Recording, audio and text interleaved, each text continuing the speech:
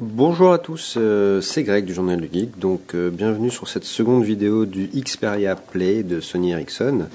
Donc cette seconde vidéo qui est principalement consacrée à la partie jeu, donc de ce Xperia Play, puisque c'est la fonction principale de ce smartphone. Donc nous revoilà sur l'écran d'accueil d'Android, du Play. Alors pour passer en mode jeu, il suffit de slider sur la partie contrôle. Et donc là, nous arrivons en fait sur les jeux Xperia Play.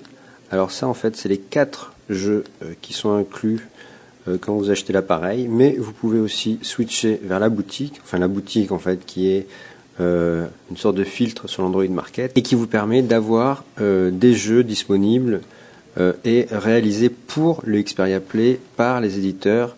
En l'occurrence, ici, c'est beaucoup de jeux de Gameloft et Electronic Arts. Donc le souci, si c'est un souci, c'est que vous allez retrouver un bon nombre de jeux en fait qui existent déjà malheureusement et qui ont été modifiés pour prendre en compte la fameuse partie gamepad. Donc c'est assez dommage, il n'y a pas de jeu pour l'instant réalisé pour le Xperia Play. Donc au niveau des tarifs, il faut compter en général minimum 5 €. Sachant que ensuite il faut aussi avoir une bonne carte mémoire qui est dans l'appareil, puisqu'il faut au moins 300 mégas, voire beaucoup plus lors du téléchargement d'un jeu. Donc là je peux vous montrer quand vous sélectionnez un jeu. Donc ici c'est un jeu. Donc ici vous voyez c'est un jeu disponible sur l'Android Market, sauf que c'est un jeu exprès pour le Play d'ailleurs, Red Leg Racing Play. Donc vous voyez celui-là 3,45 €, donc ça va, c'est pas monstrueux.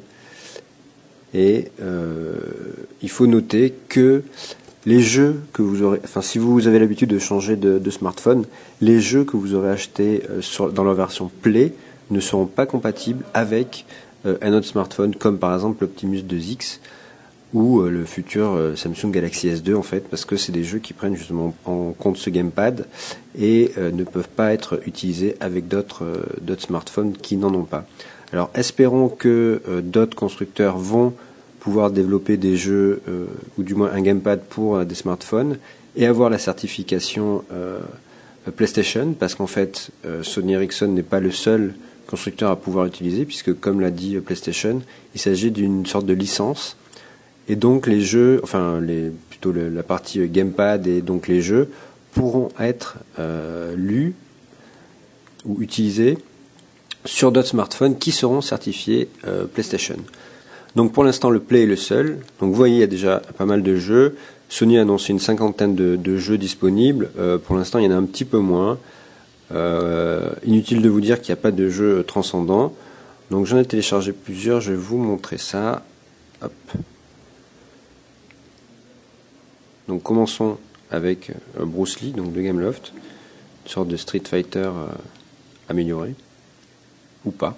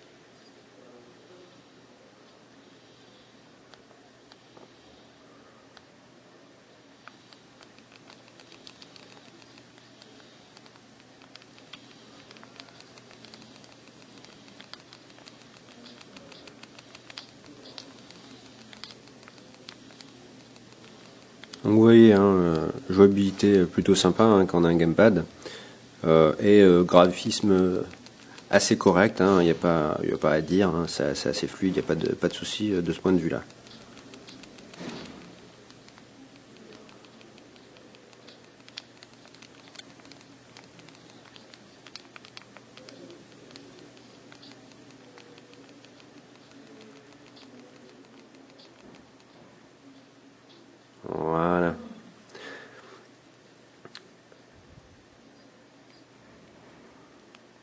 Donc autre jeu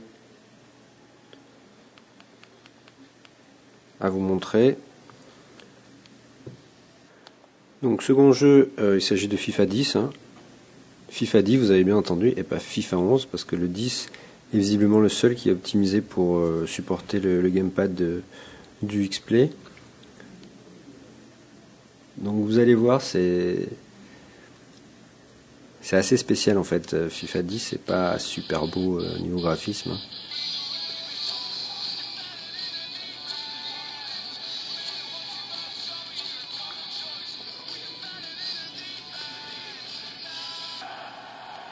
Donc voilà, vous voyez, là vous avez tout ce qui est les touches, et donc c'est parti.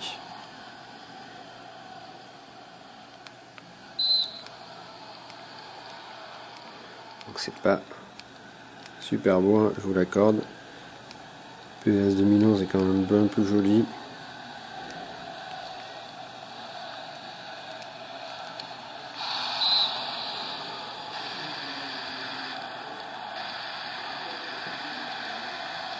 Donc jouer avec le pavé, bon ben c'est sûr que c'est bien mieux que jouer sur un écran tactile. Le souci en fait c'est que la prise en main de ce XP est assez bizarre avec vous voyez des touches, les touches derrière là qui sont finalement peu accessibles, et vous avez pareil la disposition du pouce qui est un petit peu en retrait. Et du coup, ça fait une ergonomie pas si évidente que ça dans les jeux. Je vais vous montrer tout à l'heure Nova 2, qui est donc le jeu de Gameloft, et qui, lui non plus, n'est pas simple à jouer, surtout quand vous utilisez la partie pad virtuel, joystick virtuel, donc qui est placé ici. Donc, on va revenir au menu.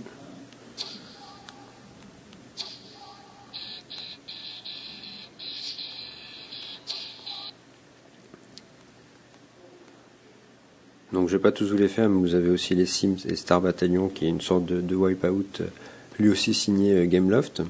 J'ai fait un petit dossier sur un bureau avec donc tous les jeux qui sont disponibles sur l'appareil, et je vais vous montrer Nova 2.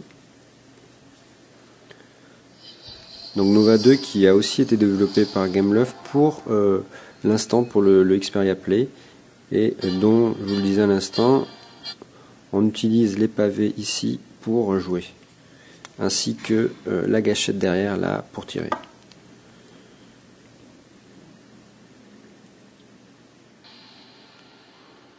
Je vais vous montrer quand même le début, histoire de...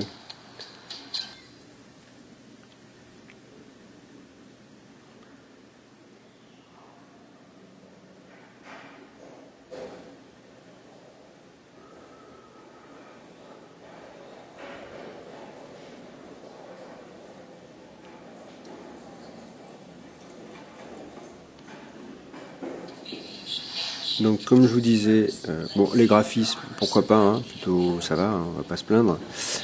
Une jouabilité avec donc la croix directionnelle, et aussi, vous voyez, les deux joysticks tactiles. Donc un pour la visée et l'autre pour avancer, mais on peut aussi utiliser ça. Et enfin pour tirer derrière. Voilà.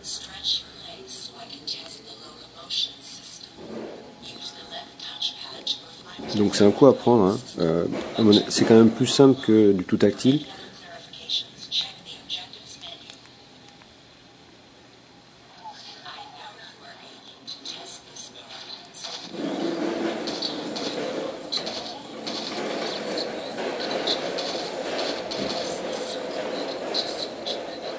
Mais c'est quand même un coup à prendre pour jouer, vous voyez, c'est pas spécialement très évident pour le moment.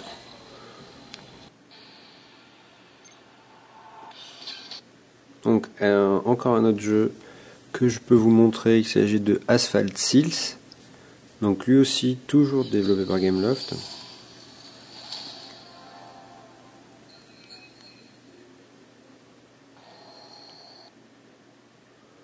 Donc au niveau graphisme, on peut pas dire que ça soit ridicule, hein, comparé à un Tegra 2, c'est même plutôt bien, même si le Sony Ericsson embarque un simple core. C'est un Qualcomm, hein, comme je vous le disais, et avec un processeur graphique Adreno, et donc c'est plutôt bien. Les graphismes et la fluidité des jeux sont assez normales. Sur ce point de vue-là, vraiment, il n'y a rien à dire. Après, je dirais plus que c'est au niveau des jeux où les développeurs vont malheureusement devoir encore développer avec un paramètre en plus à prendre en compte qui est donc le gamepad. Et donc ça va être à eux vraiment de fournir les solutions pour avoir des vrais jeux.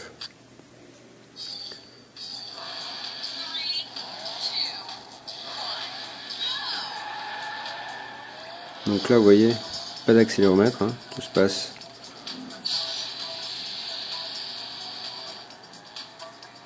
C'est quand même bien plus simple, hein, avec un gamepad qu'avec l'écran tactile et l'accéléromètre. On est plus dans une ambiance de joueur, dans une configuration de joueur.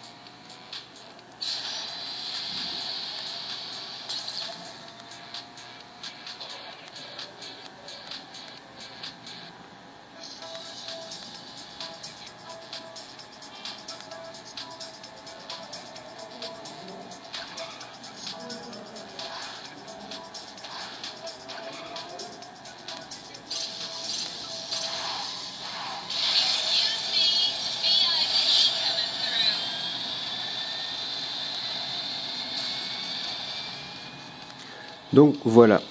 Alors ensuite, dernière chose à vous montrer.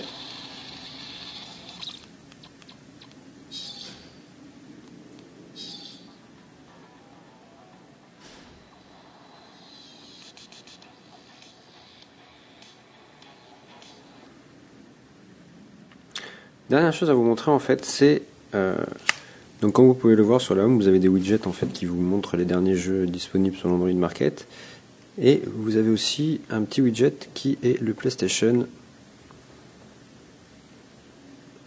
Pocket. Donc le PlayStation Pocket en fait, c'est des jeux. Donc là, il y en a qu'un en fait, c'est Crash Bandicoot. C'est des jeux PS1 que Sony va porter pour les smartphones certifiés de PlayStation. Donc pour l'instant, il n'y a que Crash Bandicoot malheureusement. Mais donc il devrait en avoir, Sony en a promis de nombreux autres dans les semaines, mois à venir. Donc c'est des jeux qu'on peut retrouver sur PlayStation 3, je crois que c'est les jeux PS Mini. Voilà, ils ont été optimisés pour le smartphone. Donc celui-là, il est livré avec. Les prix, je ne sais pas ce que ça sera. À mon avis, ça devrait être assez proche de 5 voire 10 euros pour un jeu. Et donc pour jouer avec un petit côté nostalgique au jeu de votre enfance, si vous aviez à l'époque une PS1.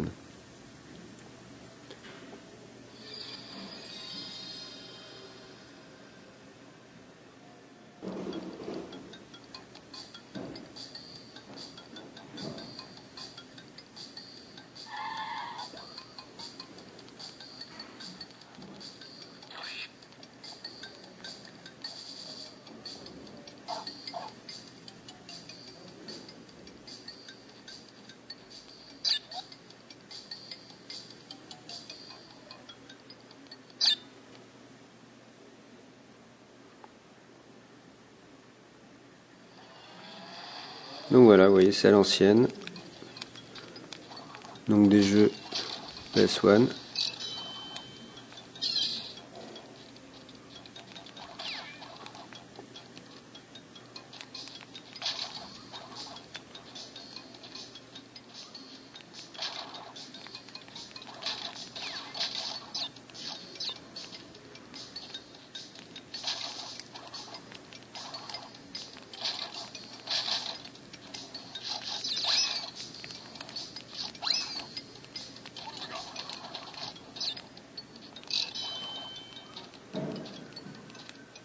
Donc c'est du classique, hein.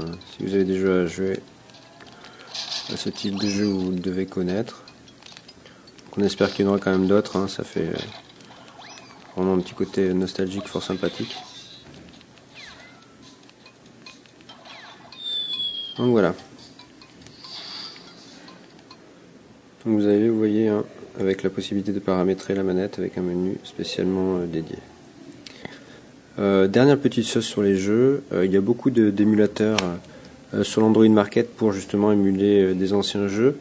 Il y en a un bon nombre qui fonctionnent très bien avec le Xperia Play, et surtout ce qui est fort agréable, c'est que on peut programmer la manette sur une bonne partie de ces émulateurs et donc utiliser cette dernière avec des jeux, des anciens jeux.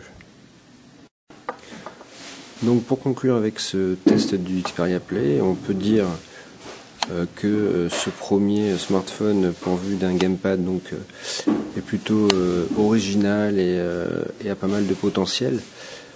On attend maintenant beaucoup en fait de la part de Sony, notamment pour avoir des jeux compatibles et des jeux vraiment utilisables, des jeux dernière génération, notamment par exemple des jeux PSP, ce qui serait vraiment intéressant. Par contre sur la partie smartphone, il n'y a pas de souci.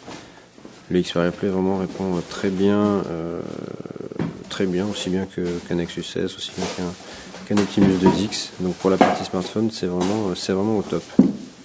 Niveau prix, vous le trouverez à environ 200 € avec un abonnement. Et il est disponible dès maintenant chez les principaux opérateurs. Je pense avoir fait le tour sur ce Xperia Play. Si vous avez des questions, de toute façon, n'hésitez pas à les poser dans les commentaires du billet. Et moi, je vous dis à bientôt pour un prochain test sur le Journal de Geek.